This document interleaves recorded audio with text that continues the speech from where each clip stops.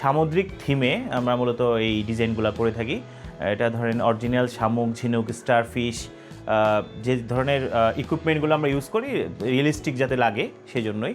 দেখা যাচ্ছে যে এখানে যে সামুদ্রিক থিমটা, অনেকে অনেক ধরনের থিম চায়, যে অনেকে চায় যে সামুদ্রিক থিমে যদি সে চা খেতে পারে বা কফি খেতে পারে, তার জন্য একটা ন্যাচারাল একটা ফিল, যারা বিশেষ করে যারা সমুদ্রপ্রেমী এদের জন্য এই জিনিসটা খুবই অ্যাট্রাকটিভ আর কি।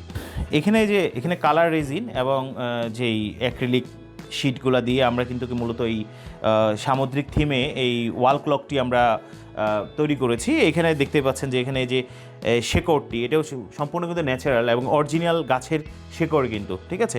যদিও এই গাছগুলো শুধুমাত্র আর্টিফিশিয়াল, জাস্ট ন্যাচারাল ভাইবটা আনার জন্য আমরা জিনিসটা ইউজ করি। এখানে আবার যে স্টারফিশ দেখা যাচ্ছে এটা কিন্তু একদম অরিজিনাল।